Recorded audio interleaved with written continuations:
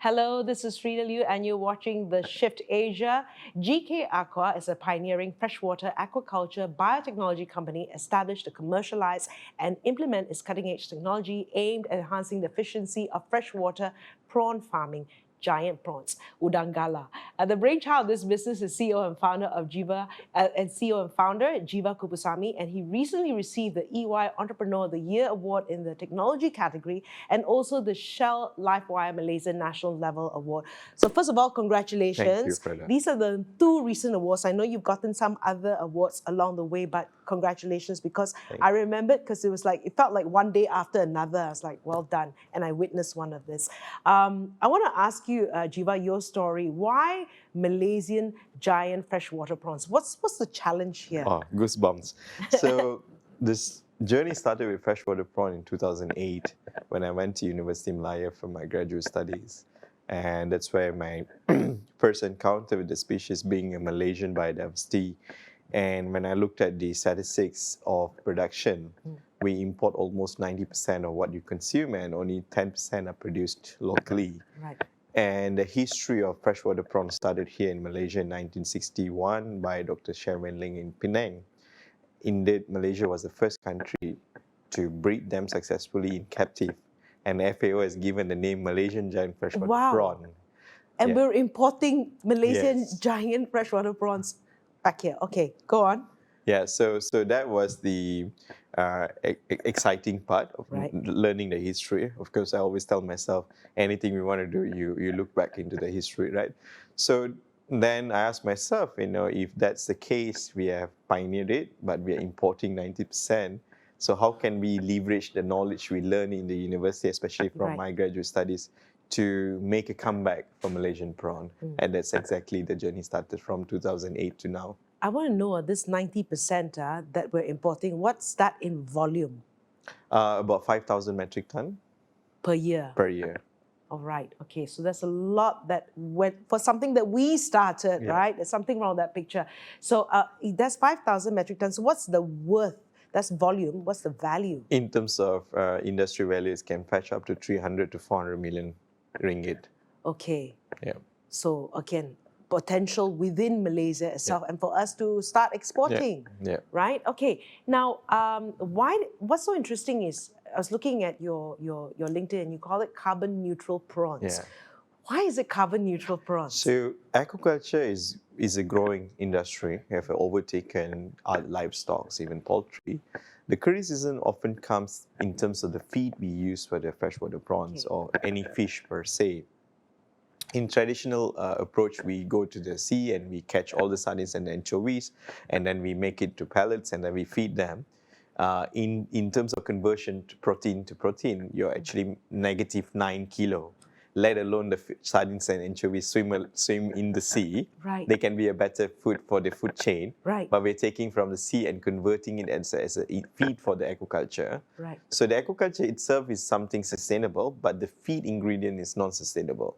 So this is where 𝗙𝗾𝗏𝗏 and also our subsidiary, Centre Biotech, revolutionizing sustainable feed ingredient driven from plant-based source, which I was just telling you over coffee just now. It's an underutilized crop called 𝗪𝗵𝗏𝗏 grandiflora, which can grow on a very, very marginal soil.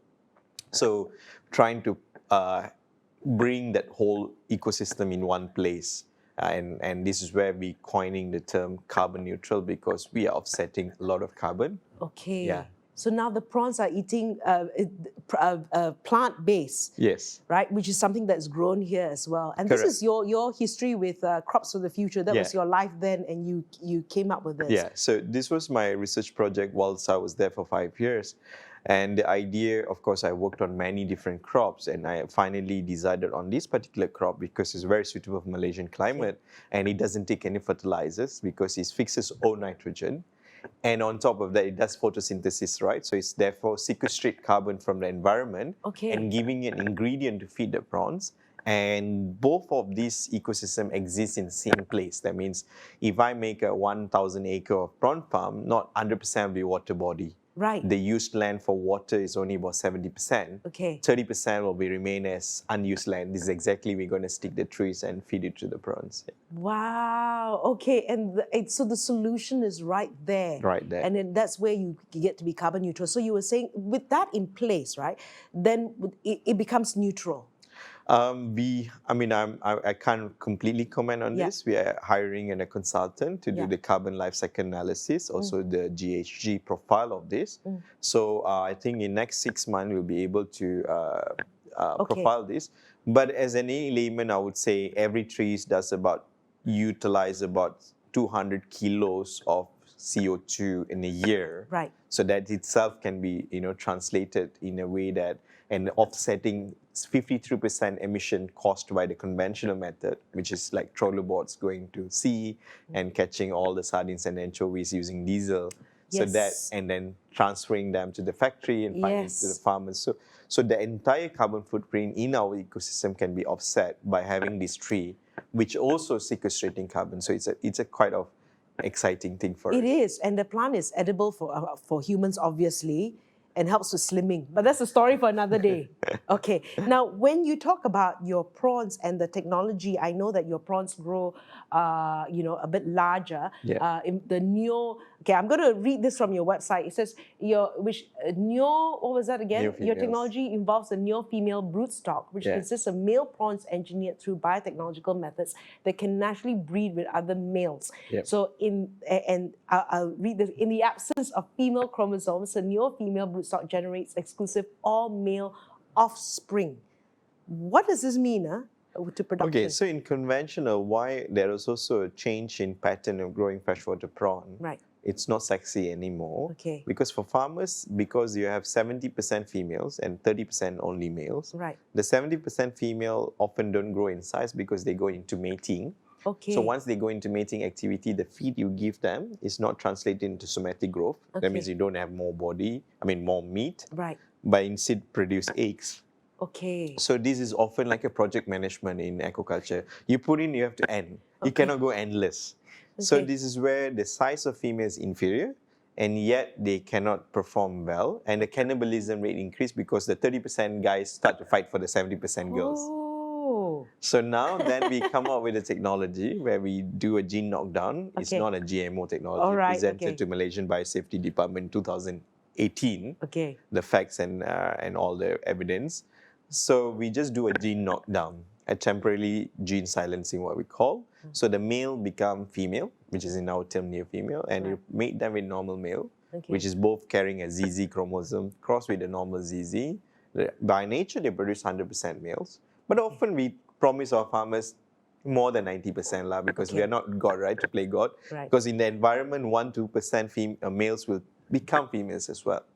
So when we promise the farmers more than 90%, they're like, oh, Giva, you say 90, but we're getting 99. I say, okay, praise God, it's good, Who knew? Okay, and then so you were saying, that was my next question. So it's not genetically modified. You call it and that's through a certification. You call it a knockdown.